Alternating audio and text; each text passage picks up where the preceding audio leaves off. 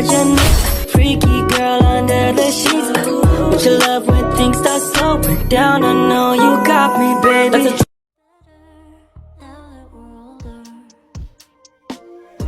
Halo teman-teman, selamat datang di ruang belajar kami tentang kekongruenan dalam bangun datar pada kelas 9. Nah, sebelumnya, dalam pembelajaran kali ini akan ada 3 pemandu materi yang akan menyampaikan materi-materi yang ada dalam PowerPoint ini.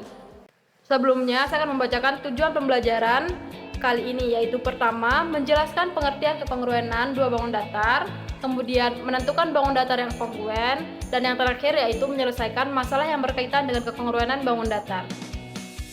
Halo teman-teman, perkenalkan nama saya Andini dengan NIM S1R0231001 yang akan menjadi pemandu pemateri kedua dari ruang belajar ini.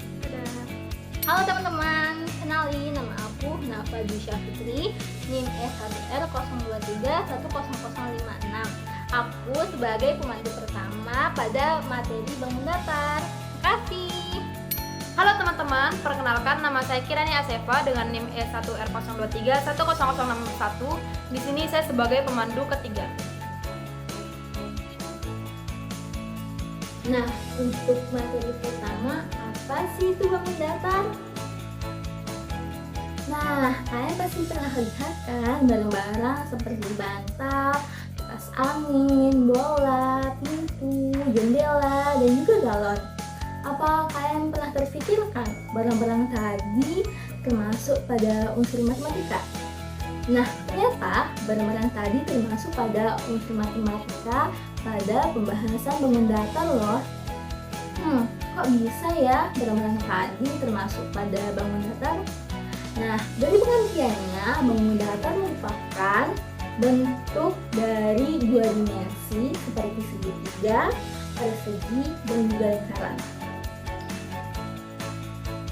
Halo teman-teman, jadi di sini saya akan menjadi pemandu dari pemateri kedua, yaitu aku membahas tentang kongruen. Nah, apa sih kongruen itu? Jadi, kongruen itu adalah dua bangun datar dikatakan kongruen jika memiliki bentuk dan ukuran yang sama. Nah, ingat nih, yaitu memiliki bentuk dan ukuran yang sama. Jadi, jika ada bentuk dan ukurannya yang berbeda, berarti itu tidak bisa dikatakan kongruen. Nah, dari kongruen tersendiri memiliki beberapa syarat.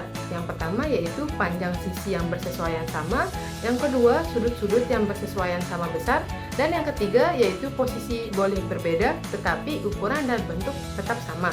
Nah, selanjutnya kita akan memberikan contoh dari kongruen. Nah, dari yang saya berikan contoh ini terdapat dua buah bangun segitiga yang memiliki ukuran dan bentuk yang sama. Jadi ini bisa kita katakan sebagai kongruen. Nah, bisa kita lihat sendiri kan dari bentuknya dari segitiga ABC dan segitiga DEF itu adalah memiliki ukuran dan bentuk yang sama. Nah, teman-teman, agar kita lebih memahami terkait materi dari kongruen itu, di sini kita akan belajar mengamati. Kita akan belajar mengamati dari dua buah bangun datar. Apakah kita di sini bisa menentukan apakah dua buah bangun datar itu kongruen atau tidak? Yang pertama, di sini kita akan mengamati dari gambar yang pertama.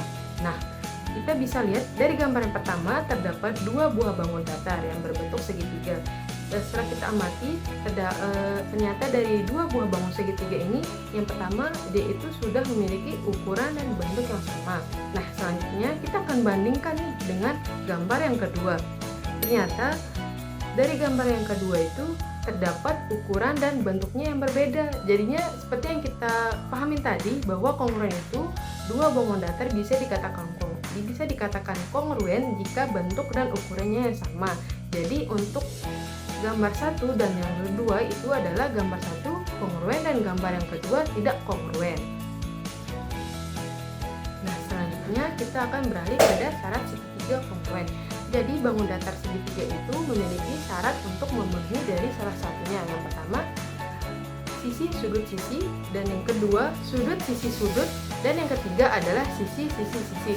Jadi sebuah bangun datar segitiga itu memiliki syarat. Nah, dari ketiga syarat ini jika terpenuhi dari salah satunya, maka bangun datar segitiga tersebut dikatakan kongruen. Oke teman-teman, setelah mengamati tadi, sekarang kita akan membahas contoh soalnya. Di sini kita diberikan satu buah contoh soal tentang kekongruenan, di mana kita diberikan dua segitiga ABC dan segitiga DEF. Dalam soal ini diketahui Jika AB sama dengan DE, kemudian sisi BC sama dengan sisi EF, dan sudut B sama dengan sudut E, maka kedua segitiga itu kongruen. Alasan dari segitiga itu kongruen karena hal ini memenuhi syarat dari salah satu syarat dari kekongruenan segitiga. Oke teman-teman semuanya, dari pemaparan materi yang tadi yang sudah dijelaskan oleh para pemateri, dapat kita tarik kesimpulan bahwasanya kekongruenan berarti dua bangun datar yang memiliki bentuk dan juga ukuran yang sama, dan juga dapat diterapkan dalam bangun segitiga, persegi, dan lainnya, dan juga dapat digunakan dalam kehidupan nyata, misalnya desain, arsitektur, dan juga pola tekstil. Nah, dari pemaparan materi yang tadi, semoga bermanfaat ya buat teman-teman semuanya. Sekian dan terima kasih.